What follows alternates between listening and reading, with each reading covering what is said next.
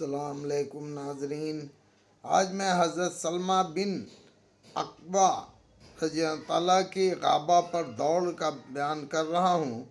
غابہ مدینہ طیبہ سے 4-5 میل پر ایک آبادی تھی۔ وہاں حضور اقدس صلی اللہ علیہ وسلم کے کچھ اونٹ چرا کرتے تھے۔ کافروں کے ایک مجمع کے ساتھ عبد الرحمن فزاری نے ان کو لوٹ لیا۔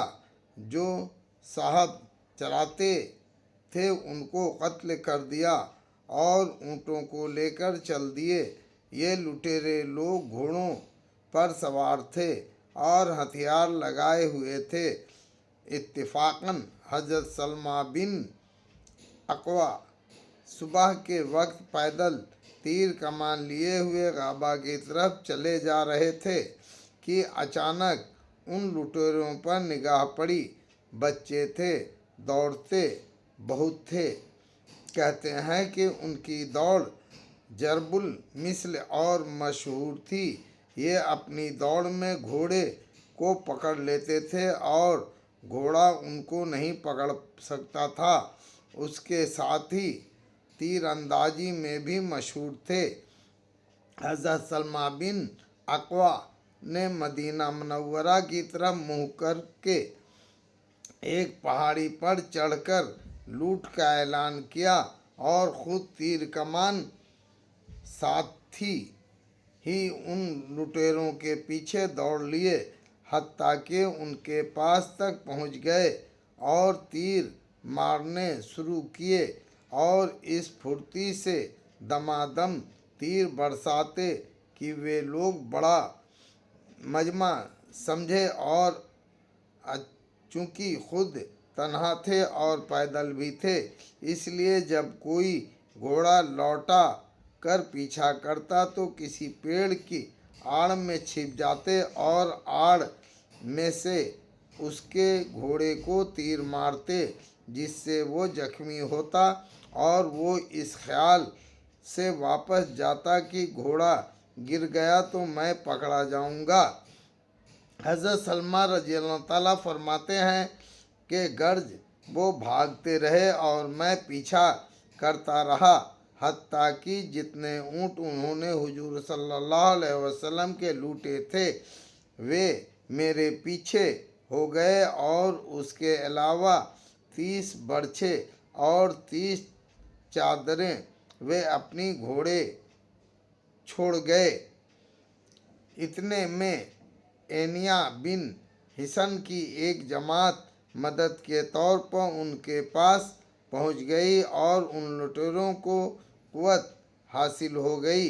یہ بھی ان کو معلوم ہو گیا کہ اکیلا ہوں۔ انہوں نے کئی آدمیوں کے ساتھ مل کر میرا پیچھا کیا۔ میں ایک پہاڑ پر چڑھ گیا، وہ بھی چڑھ گئے۔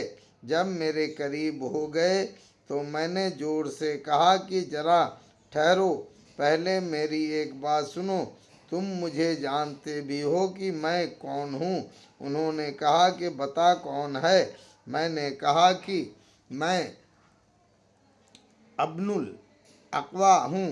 اس ذات کی قسم جس نے محمد صلی اللہ علیہ وسلم کو عزت دی، تم میں سے اگر کوئی مجھے پکڑنا چاہے تو نہیں پکڑ سکتا، اور تم میں سے جس کو میں پکڑنا چاہوں وہ مجھ سے ہرگز نہیں چھوٹ سکتا۔ ان کے متعلق چونکہ عام طور سے یہ شہرت تھی کہ بہت زیادہ دوڑتے ہیں، حتیٰ کہ عربی گھوڑا بھی ان کو مقابلہ نہیں کر سکتا، اس لیے یہ دعویٰ کچھ عجیب نہیں تھا۔ سلمہ رضی اللہ تعالیٰ کہتے ہیں کہ میں نے اسی طرح ان سے بات چیت کرتا رہا اور میرا مقصود یہ تھا کہ ان لوگوں کے پاس تو مدد پہنچ گئی ہے، مسلمانوں کی طرف سے میری مدد بھی آ جائے کہ میں بھی مدینے میں اعلان کر کے آیا تھا۔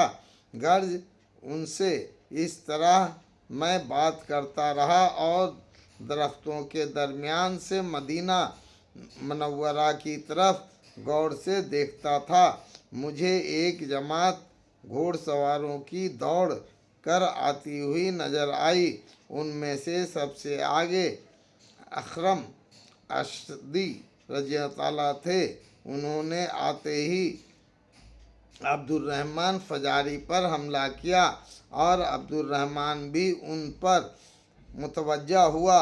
انہوں نے عبد الرحمن کے گھوڑے پر حملہ کیا اور پاؤں کاٹ دیے، جس سے وہ گھوڑا گرا، اور عبد الرحمن نے گرتے ہوئے ان پر حملہ کر دیا، جس سے وہ شہید ہو گئے، اور عبد الرحمن فوراً ان کے گھوڑے پر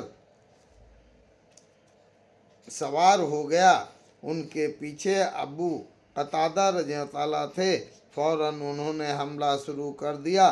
عبد الرحمن نے ابو قتادہ رضی اللہ تعالیٰ کے گھوڑے کے پاؤں پر حملہ کیا، جس سے وہ گر گئے، اور گرتے ہوئے انہوں نے عبد الرحمن پر حملہ کیا، جس سے وہ قتل ہو گیا، اور ابو قتادہ رضی اللہ تعالیٰ فوراً اس گھوڑے پر جو اخرم اشدی رضی اللہ تعالیٰ کا تھا اور اب اس پر عبد الرحمن سوار ہو رہا تھا، سوار ہو گئے۔ فائدہ: بعض تواریخ میں لکھا ہے کہ حضرت سلمہ رضی اللہ تعالیٰ نے اخرم اشدی کو حملے سے روکا بھی تھا کہ ذرا ٹھہر جاؤ، اپنا مجمع اور آنے دو، مگر انہوں نے فرمایا کہ مجھے شہید ہونے دو۔ کہتے ہیں کہ مسلمانوں میں صرف یہی شہید ہوئے اور کفار کے بہت سے آدمی اس لڑائی میں مارے گئے۔ اس کے بعد بڑا مجمع مسلمانوں کا پہنچ گیا اور وہ لوگ بھاگ گئے، تو حضرت سلمہ رضی اللہ تعالیٰ نے حضور اقدس صلی اللہ علیہ وسلم سے درخواست کی کہ میرے ساتھ 100 آدمی کر دیں، میں ان کا پیچھا کروں، مگر حضور صلی اللہ علیہ وسلم نے فرمایا کہ وہ اپنی جماعتوں میں پہنچ گئے۔ اکثر تواریخ سے معلوم ہوتا ہے کہ حضرت سلمہ رضی اللہ تعالیٰ کی عمر اس وقت 12 یا 13 سال کی تھی۔ 12-13 برس کا لڑکا گھوڑ سواروں کی ایک بڑی جماعت کو اس طرح بھگا دے کہ ہوش و حواس گم ہو جائے، جو لوٹا تھا وہ بھی چھوڑ دیں اور اپنا سامان بھی چھوڑ جائیں۔ یہ اسی اخلاص کی برکت تھی جو اللہ جل شانہ نے اس جماعت کو نصیب فرمایا تھا۔ اللہ اکبر۔